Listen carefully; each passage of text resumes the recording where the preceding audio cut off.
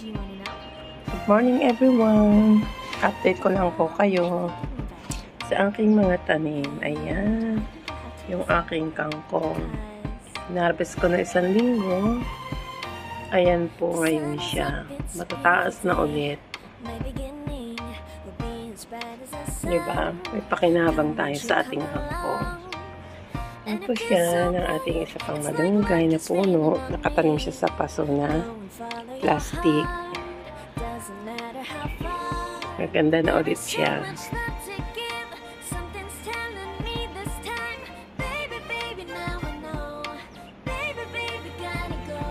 Tapos siya naman yung aking ibang mga halaman. Samot-samot na halaman.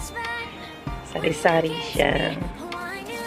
Pasensya na kayo, medyo crack pa yung aking boses kasi hindi pa bumalik yung aking boses at aking malot pa rin. Bali, 1 linggo po akong naka-stay sa bahay at hindi nagtatrabaho. At ako'y nagkasakit nga. Grabe yung aking ubo at sipon po. Sinamahan ng aking allergy at asthma. Naghalo-halo na. So, ayan yung aking mga halaman. Update ko lang kayo dyan. May kangkong pa rin po dyan. Nakatanim sa maliit na paso. Ayan. Ayan pa. Sa tubig lang siya nakalagay. Tapos yung ating bonggabilya na parang bulak. Pinutol ko po siya. At yan na yung iba. Ito yung nasa paso na mataas. Pinagpuputol na rin po. Tsaka yung nandito sa bakod na yan. Dati napakatataas, pinagpuputol na rin po namin. At yan na lang ang natitirang bonggabilya na ang bulaklak niya ay kumpol-kumpol na maliliit lang. So, diba? Ang ganda niya. Yan po siya. Lalo na yan kapag yung dikit, naglabasan na lahat yung bulaklak niya. Ang ganda po niya. So, yan siya, oh. Dapat puputulan ko rin siya. Kaya lang, sabi ko wag muna. Pagka yan talagang malamig na ang panahon. So, ito naman siya. Still alive pa rin siya. Hindi ko lang kung anong tawag dito sa halaman na to. Gustong gusto ko siya. Ito yung bulaklak niya. Hindi ko lang kung anong tawag sa halaman na yan. Napakasipag po niyang bumulaklak. Akala ko nga bibigay siya sa init. Kaso mo, ayan, sa sipag lang talaga na tubigan ko siya araw-araw, araw at gabi, nilalagyan ko siya ng tubig, kaya nag-press na ulit siya. Natatandaan niyo dati, nag-stay ako ng 2 linggo sa trabaho, tapos siya, dumating ako, yung halaman ko parang patay na, kasi hindi siya natutubigan ng aking hobby, palagi at busy rin po sa trabaho. So, ayan po yung malunggay. At nag-grow na siya. Mataas na ulit. Ayan, wala nang sagabal sa aming bakod. Kasi yung bonggabilya namin, pinagputol na po namin. Ayan yung malunggay. Ang taas-taas na po. Kaya kami nakakapag-harvest na. Ayan. Yung dating puno ng Elena. Ayan. Wala na talaga. Patay na talaga yan. Tinataniman ko siya ng kumakabag na halaman. Siya nabubuhay. Ito yung bonggabilya ng maputulan ko. Marami na siyang sigul. Napakabilis po niyang sumipol ng bonggabilya. So, ayan siya. Hindi ko pa na siya natatanggalan ng tinik at masama nga ang pakiramdam ko. Dito yata ako nagkasakit sa paghahalaman ko ng biglaan. Naumpisahan kasi namin maglinis dito sa paligid. At tapos itong halaman nga. Ayan. So, ito nga pala yung halaman na tinatanim ko dun sa puno, may puno ng Elena. Ito po ay paborito ko yan. Kapag nagbulaklakan po yan, kulay purple at ang dami. Napakasipag bumulaklak niyan. Nakuha ko yan sa trabaho ko rin. So, ayan ang aking update po sa aking halamanan.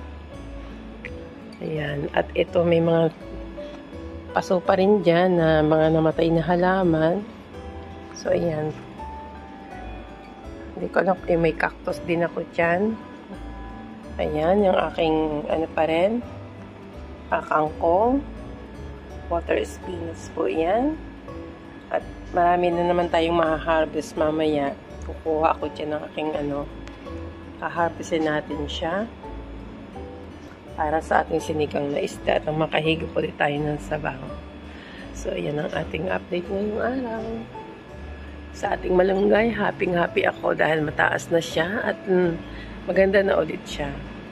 Pero yung aking gumamela, namatay po siya Hindi ko alam kung susuloy pa siya. Pero hindi ko pa siya tinanggal kasi nung last year, ganyan din siya. Pero nagsuloy naman ulit siya. Sana mabuhay pa ulit siya. Napabayaan na kasi. So, ayan, ang ating mga halaman po. Yan po loob niya na nilalagyan ko talaga ng bato. Kaya siya ganyan. Kasi yan po mga pusa. Kaya di yan talaga dumudumi.